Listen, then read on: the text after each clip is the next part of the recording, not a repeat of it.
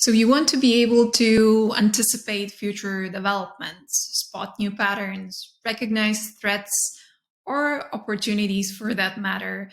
Basically, get ahead in your industry. If that's the case, horizon scanning is your method. In this video, I will be sharing with you how to set up your horizon scanning protocol. And towards the end of the video, I will be sharing critical tips that will help you make the most out of this tool. And we'll be looking into whether it's better to do horizon scanning on your own or with a team. Let's get to it.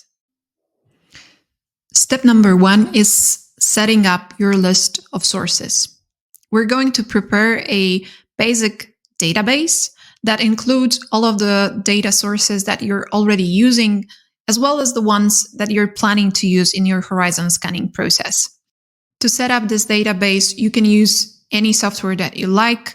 I'm showing you a mock-up of a database on Miro, but you can use Excel, you can use Notion, whatever floats your boat. What is important to look at when you're designing your initial list of sources is diversity. And it's diversity in 2 critical dimensions. The very first dimension that we're talking about is the diversity in the context of types of sources that you're going to be using. As you can see in this setup, we have websites, books and reports, events, podcasts and YouTube channels, experts and their blogs, and other sources of insights and inputs that might be coming from art exhibitions, random meetings, whatever else can provide you with some interesting inputs. Now, the second dimension in which you also want to be going for diversity is the categories of topics that you're exploring. I'm sure you're familiar with the SEEP framework that is used in strategic processes. In this database, we're looking at a similar list of categories that can help you really scan through the sources that you're already exploring and see whether there's anything that you might be missing from the adjacent topics, adjacent industries, areas of expertise. And here you can see that we have social, economic, environmental, technological, legal topics. We have values, we have narratives, and political or other topics. These categories are important regardless of how narrow your niche is. You want to be looking at other adjacent industries and topics because that provides you really solid insight into what's happening in the ecosystem and what opportunities or risks might be coming from elsewhere, not only from your specific area. And so when you're setting up that type of a database, you will want to begin by just listing everything that you already know, everything that you're already using. This does not have to be filled in 100%. Don't worry about it. It's just to support you in looking through what you already have, what you're already frequenting online, or as, for example, offline events. In case you feel like your inputs are super underwhelming, you can always ask your colleagues, other experts in your industry about what they're reading, listening to, or watching. This, again, should be something that is ever evolving. It's not a one-time thing. It's not your ultimate final repository. It's just the beginning of a really, really long and joyful journey. Step number 2 is gathering your insights. And again, you can do it in any form that is convenient to you. You can even use a simple Word document and collect any and all interesting insights that you gather. You might also want to use what is called a futures wheel, which allows you to immediately differentiate between the development, its direct consequences, and its indirect consequences. So as you can see in the most inner circle, you will put any developments, any change that you've read about, heard about, that you've seen. In the outer circle, you will put direct consequences of the noted change. And in the most outer circle, you will put the indirect consequences of that change. And again, you can make it super simple without really breaking it down into different categories, Or you might follow the setup from your data source and introduce the categories that we discussed in step 1. Now, once you have your futures wheel ready, all you need to do is start inputting your insights. Let's say you found an interesting environmental article. You will put it here so that you can keep it for reference. Of course, the more crowded it gets, the smaller you might want to make these articles. Once it's here, you can add post-its that describe consequences of that change, be that direct or indirect consequences. You might want to connect these with some arrows so that it's easier to understand what's happening once you really have your matrix, your database, super crowded with many different insights. Of course, when it comes to consequences, there will be those that are already easy to observe and that you already have evidence for, but there will also be consequences, both direct and indirect, that we don't yet know if they take place. That will be consequences that you might simply want to watch for, that you anticipate, that you think are likely to take place, but we haven't seen them yet. This is something that you can put on the board, just like you did with the regular consequences.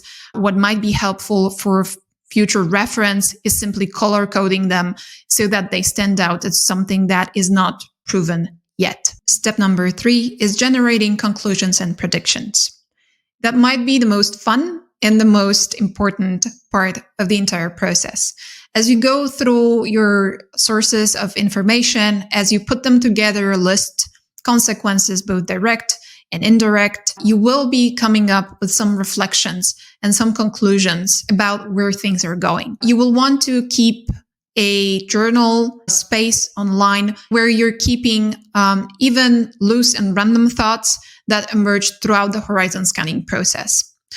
For ease of starting, I added 3 questions that might help you go through the initial reflection sessions, and that will point you towards things that might be the new developments, that might actually be interesting to investigate further if you're anticipating any change in that space. The very first question is there anything that surprised you?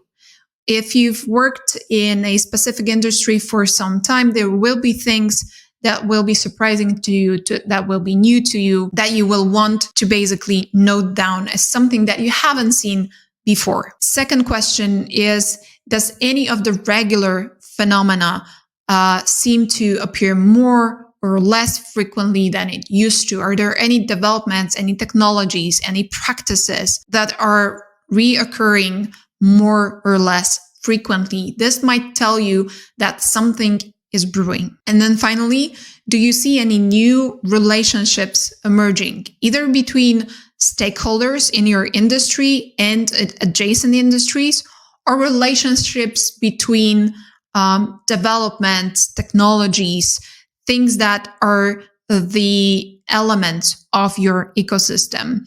Perhaps somebody is introducing a technology from another industry into your own, and that creates new relationships, new opportunities, but also new risks. Congrats!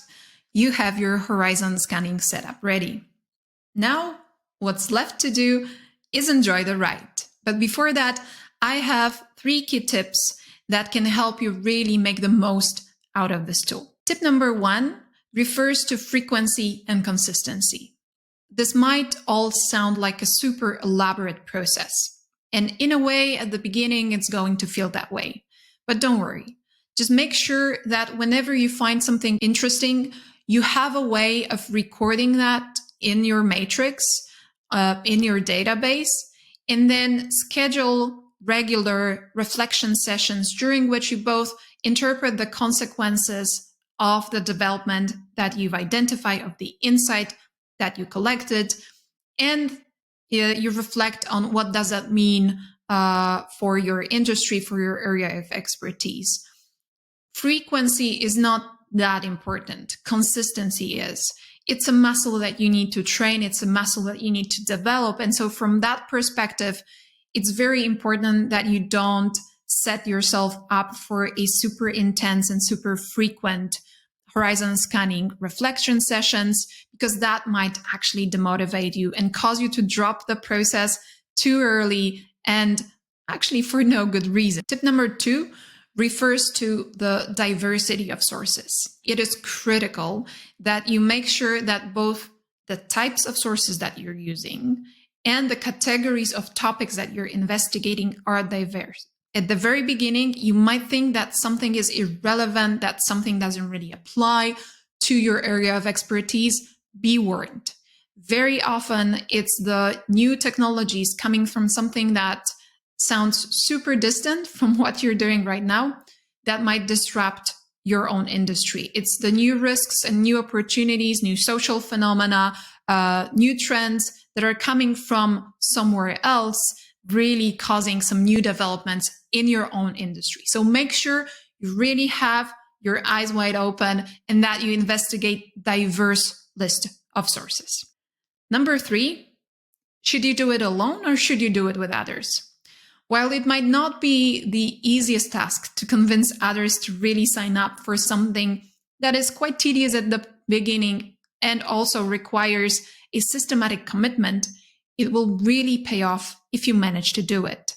Naturally, if you work with other people, it will not only bring you more sources of insights, but it will also allow you to understand different perspectives on these developments, different interpretations of what has happened, why it has happened, and what type of consequences that development has.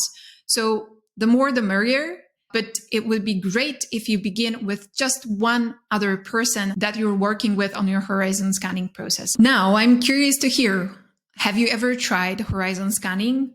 Or perhaps you're planning to kick it off right after this video. If so, give me a shout out in the comment section below. I'm more than happy to answer any questions you might have, so don't be shy. I'm keeping my fingers crossed for your horizon scanning process, and all I can wish you is enjoy the ride.